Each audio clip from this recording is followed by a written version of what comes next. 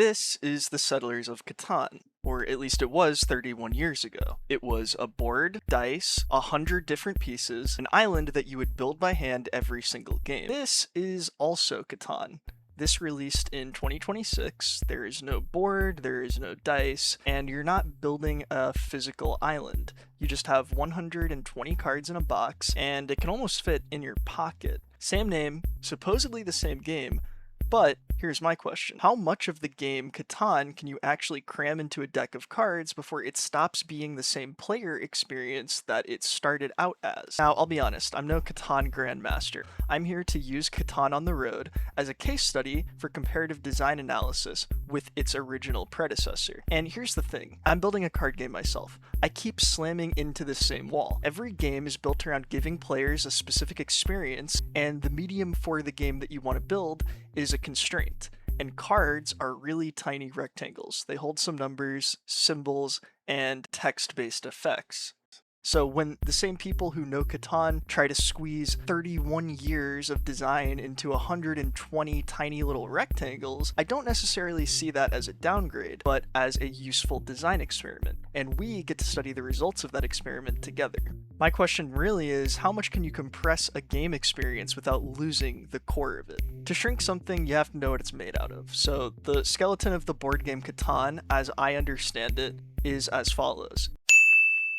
Please note, I only explain the core rules of Catan. There are undiscussed aspects of both games. This is a case study of one design tactic. 60-second overview if you don't know the original. You have an island of hexagonal tiles. Each one makes a different resource: ore, wood, brick, wool, or wheat. You put settlements on the corners of where the tiles meet, and every turn somebody rolls 2 dice. Any tile that shows the rolled number will produce resources, providing them to every settlement that touches the tile. You can spend your resources to build things: roads, settlements, and cities. Roads will connect your settlements, settlements stake your claim for resource production on adjacent hexes, and cities multiply how many resources those produce when the roll goes in your favor. And if you build more settlements and cities across different places on the map, you'll hypothetically get more resources, depending on how things roll. The first player to 10 points wins the game, and amidst all of that, you're also able to trade resources with other players, exchange your resources with the bank, and a couple other things that we'll touch on later. Board space really is the game, or at least it seems. And this card game, Catan on the Road, throws the board in the trash. That's the first thing it does. It's not here, it's gone. But let's just slow down for a second. When you compress a game well, you don't want to make every single piece smaller. Instead, compressing a game successfully forces you to ask, what does each piece in the original really do? What is its function? And then you can rebuild that function, even if the form looks nothing like the old one. So when we review the gameplay of Catan's 2026 card game version, keep that phrase in your back pocket. Rebuild the function, not the form, because I'm going to show you that same philosophy in action across this entire card game. I'll start by trying to prove it with what I think is the single best example in the game. Let's look at what Catan on the Road does to the titular road cards. In the board game version of Catan, a road is one of the most physical, spatial things in the game. It's a line that you build and string together to connect your settlements across the map. They're how you reach fresh ground and expand your empire. Yes, roads can give you a scoring bonus if you get the longest one, but prominently, roads, in my opinion, convey movement in the gameplay, and they use the space of the board in a very physical manner. So if we delete the map, the feeling of building a road hypothetically is garbage, right? I mean, there's nowhere to travel to. My first thought was that's like including a weapon crafting system in a game where there is no combat. But you do have to understand that the designers were actually staring at a much larger puzzle. Many different game systems got their legs cut out from under them when taking Catan from a board game to just a deck of cards. Roads, as we know, were off the table, literally, and something else that was up in the air were harbors. Normally, you have to exchange 4 of a resource that you have to get a single copy of the one you want. Building a harbor on the edge of the map allows you to swap 2 instead of 4 to get the one that you want. So, roads and harbors, both depending on placement on a board. Where do they fit? Well, Catan on the Road answers this in a way that's actually pretty elegant. They fold the harbor into the road. These two seemingly unrelated things become one system. In Catan on the Road, road cards function as trade dials. If you have one road, then it's like the normal Catan exchange rate. 4 resources can be substituted for 1. But with each additional road that you get in Catan on the Road, the conversion rate improves, and at the highest rank, having 4 or more roads, you get a 1-to-1 conversion rate. You can turn any one resource in your hand into one of any other resource that you need to build something. You don't need a road to build your next settlement, but the roads that you build make it easier to build the next settlement. However, I do think this game preserves the function between building roads and building settlements. See, settlements cost 4 different resources.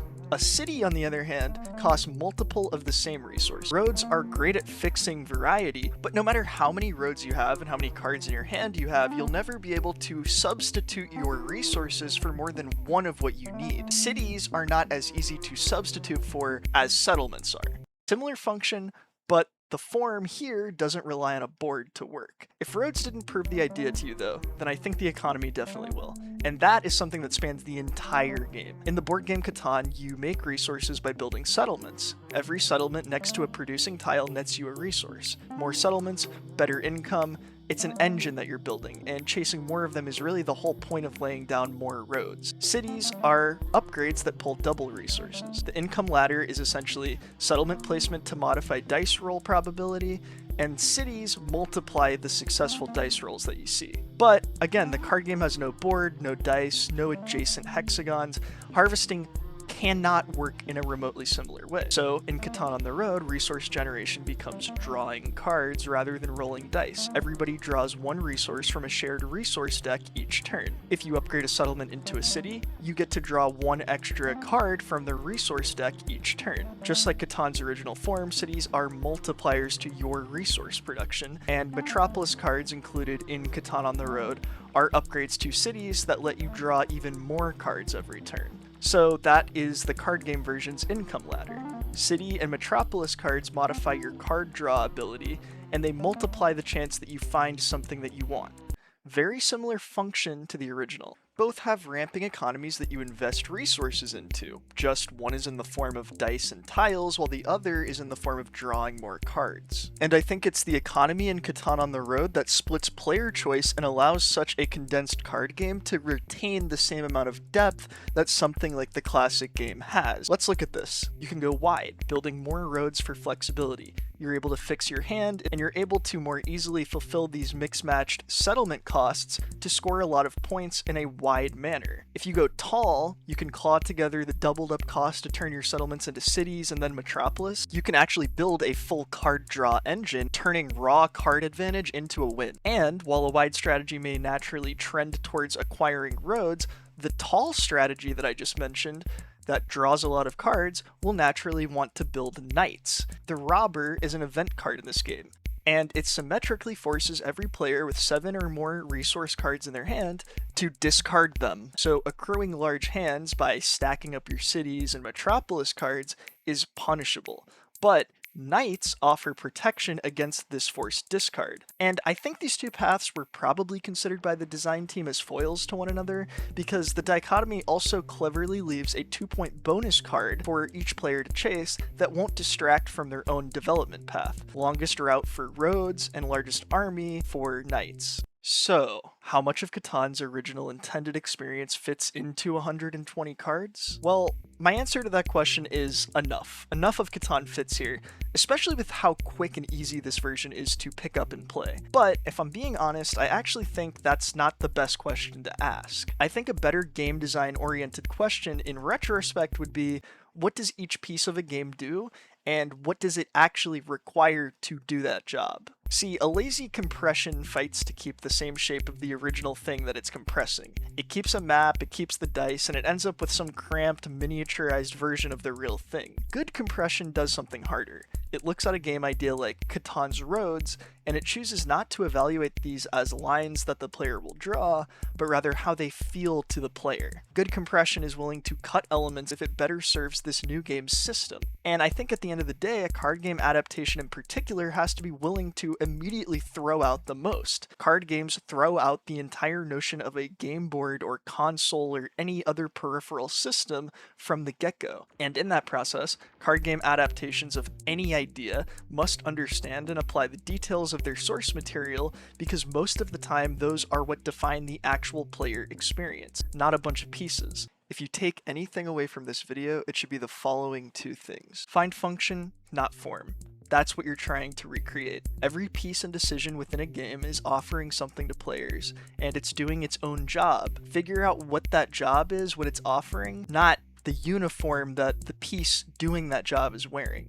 2, you have to cut what you can't rebuild. If the function of something simply can't survive this new medium that you're trying to design your game idea for, you have to be willing to delete it. Just clean delete it. If you can't ship the full version, if it's too ambitious or confusing, then slash it down until you expose the game's heart. Then you can redesign the game with a new form that fits, and it preserves the heart of the game. But this is only the beginning of my game design journey, and I want your help. Drop me a game in the comments that gets smaller without losing its original heart. I want your picks, and I might feature them in the next video if I think they would be a good analysis opportunity. But until next time, this is Seance, and keep playing games.